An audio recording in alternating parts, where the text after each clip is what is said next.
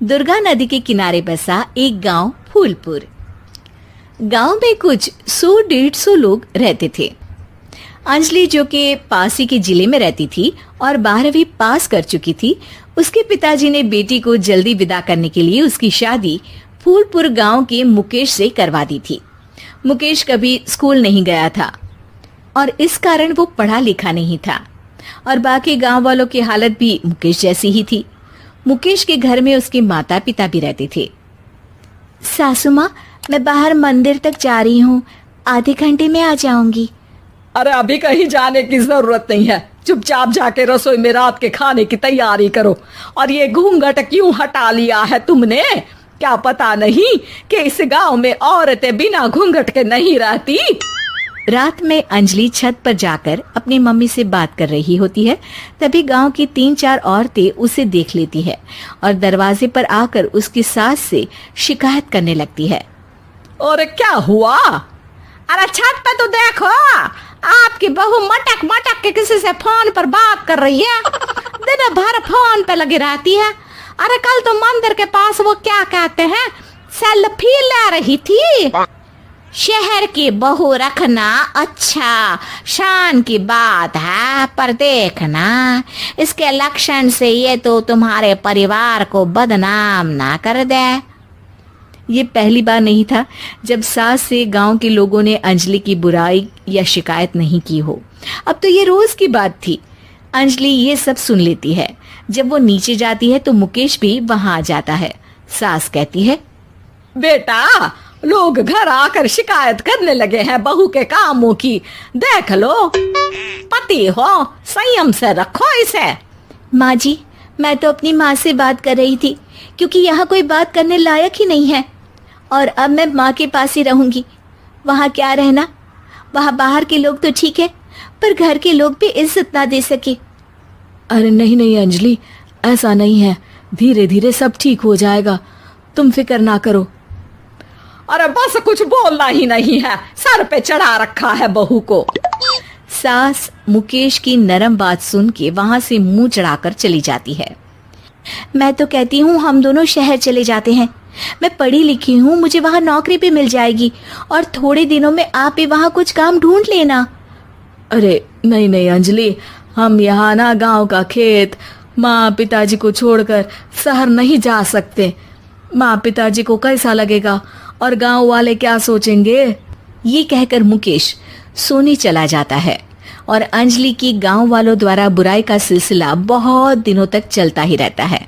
लेकिन अंजलि गुस्सा ना दिखाते हुए समझदारी से काम लेती है। बारिश का मौसम चालू हो जाता है। जोरदार बारिश से पूरे गांव में हाहाकार मच जाता है।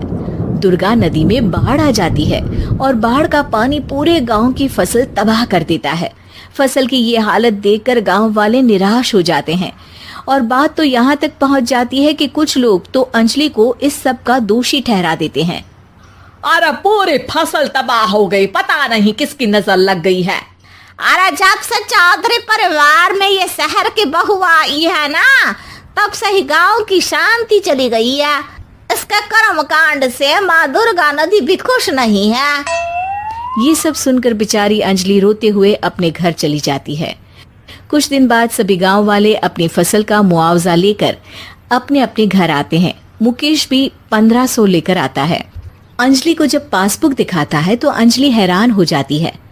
अरे, ये पासबुक में तो उन्होंने 4000 की एंट्री करी है और आपको सिर्फ 1500 दिए।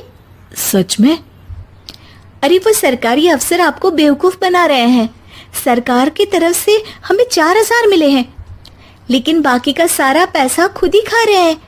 आप लोग के अनपढ़ होने का फायदा उठा रहे हैं। ये सब सुनकर मुकेश परेशान हो जाता है, लेकिन अंजलि उसे हिम्मत से काम लेने को कहती है और सुबह होते ही मुकेश को पंचायत कार्यालय ले जाती है और साथ में गांव के और लोगों को भी। आप सरकारी बाबू क्या गांव के लोगों को बेवकूफ समझते हैं? आपको क्या लगता है ये पढ़े लिखे नहीं है तो आप कुछ भी मनमानी करेंगे? ये बेचारे दिन रात इतनी मेहनत करते हैं, ये हमारे अन्नदाता हैं और आप इनके साथ ऐसा धोखा करते हैं। अरे क्या बके जा रही है ये लड़की, किस धोखे की बात कर रही है? अपने कांड करके नदी माँ को नाराज करके हमारा नुकसान करके इसे चैन नहीं मिला क्या? सरपंच जी, इन सरकारी बाबू ने मुझे बेवकूफ बनाया है और मेरे हिस्से के पैसे खुद चट कर गए। बस ये सुनते ही सरपंच वहां से दुम दबाकर भाग जाता है। पता चलता है कि जनपद अधिकारियों ने गांव के सरपंच के साथ मिलकर सबके साथ धोखा किया है। सब लोगों का विरोध शुरू हो जाता है और आखिर में अधिकारी सब गांव वालों के हिस्सों के बचे हुए पैसे उन्हें लौटा देते हैं और कई दिन तक सरपंच गांव में लौटता ही नहीं। अंजलि, तुम नहीं होती तो हम गांव वालों को तो पता ही नहीं चलता कि ये हमें हर बार बेवकूफ बनाते हैं। हाँ हाँ अंजलि बेटी, हमें माफ कर दो। हम सब तुम्हें बुरा भला कहते रहे, लेकिन तुमने ही आज हमें बेवकूफ बनाने से बचाया है। हमें तुम पर गर्व है बेटी। अब समझ आया कि सरपंच तुमसे नहीं, तुम्हारे पढ़े लिखे होने से नफरत करता था। क्यों ना इस बार हम अंजलि को ही सरपंच पद के लिए चुन ले। क्या कहते हो गांव वालों? पढ़ी लिखी सरपंच। बस पूरा गांव अंजलि के लिए ताली बजाता है और अंजलि की सास उसे खुशी से गले लगा लेती है। घर जमाई। विकी को हमेशा किस्मत ने उसकी मेहनत से ज्यादा दिया। पैदा हुआ एक बड़े घर में, मुंह में चांदी की चम्मच लेकर, और शादी भी की एक उससे भी बड़े घर में, सोने की चम्मच मुंह में लेकर। उसे मेहनत करने का शौक नहीं था। एक शौक था, वो भी घटिया शायरी करने का। उसकी हर बात शायराना ही होती थी। जैसे कि एक दिन, दूर से देखा तो चांद पे दाग था, दूर से देखा तो चांद पे दाग था, पास से देखा साबुन का छाग था। ठोको ताली। अरे ऐसी शायरी करोगे तो ताली तो पता नहीं, कोई तुमको ही ठोक देगा। शायरी वो बिल्ली है जो किसी का भी रास्ता रोक दे, और क्या मैं किल हूँ जो कोई मुझे ठोक दे। मुझे तो आपसे बात ही नहीं करनी। मैं निकला था गाड़ी लेके, लेकिन दौड़ के जा रहा हूँ। मेरी शायरी कोई नहीं सुनता, मैं घर छोड़ के जा रहा हूँ। धीरे बोलिए जी, मम्मी पापा को पता चल जाएगा तो तुमको सच में तुम्हारे मायके भेज देंगे। सस्ते साबुन से मेरी कॉलर चमकी नहीं, सच में चला जाऊंगा, मेरी बात कोई धमकी नहीं। अगर शायरी ही सुनानी है तो सुनाओ, लेकिन कोई काम धंधा भी तो करो।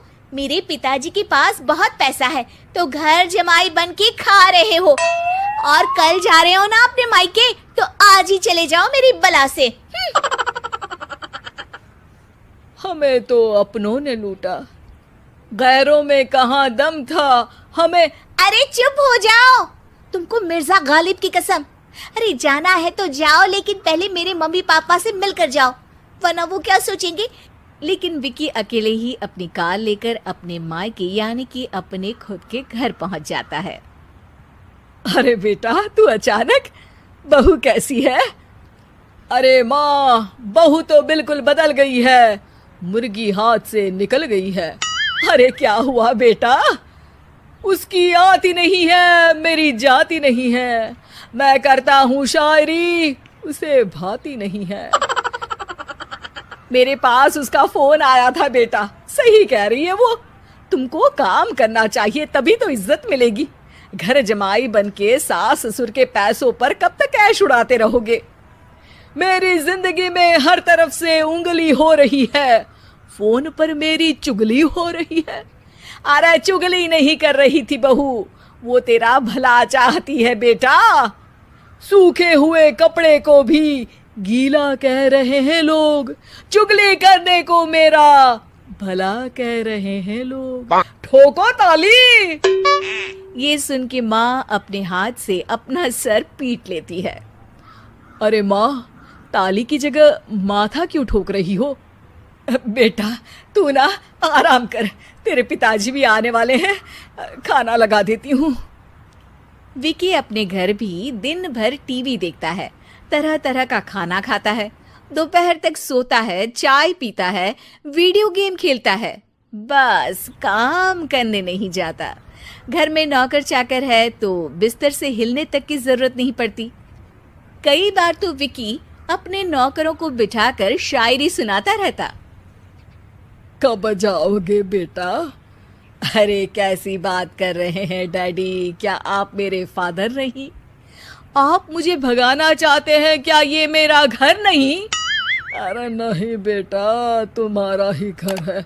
हम तो चाहते थे कि तुम यहीं रहो और मेरा काम आगे बढ़ाओ, लेकिन तुम ही चले गए घर जमाई बनने।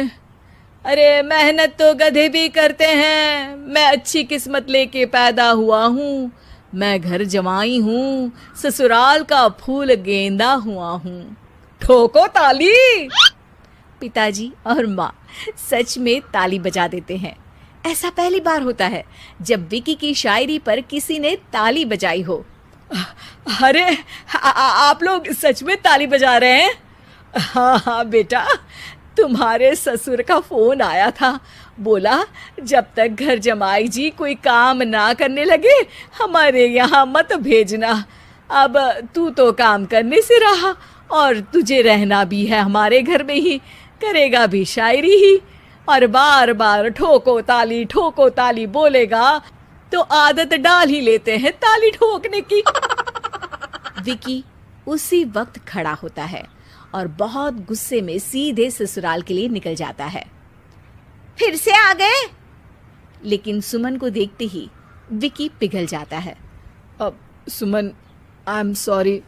आज से ना मैं सिर्फ शायरी ही नहीं बल्कि काम भी करूँगा। तुम अपने ऑफिस में बात कर लेना, कोई भी मेहनत का काम कर लूँगा। मैं घर जमाई बन के रहूँगा लेकिन काम करूँगा और इज्जत से रहूँगा। मतलब सिर्फ तुम नहीं आए हो, तुम्हारे साथ तुम्हें अकल भी आ गई है। मैं अपने कारखाने का मैनेजर बनाता हूँ तुमको। कल से मेरे साथ चलना वहाँ। थैंक यू ससुर जी। थैंक यू से काम नहीं चलेगा, एक शायरी सुनानी पड़ेगी। है जरूर। ससुर के पास पैसा होते भी मेहनत जिसको भाई है वही सच्चा दामाद है, वही अच्छा घर जमाई है। ठोको ताली। सब विकी की शायरी पर ताली ठोक देते हैं। शिक्षा, जब किस्मत आपको बहुत सारा दे दे तो उसकी कद्र करनी चाहिए और मेहनत करना कभी नहीं भूलना चाहिए।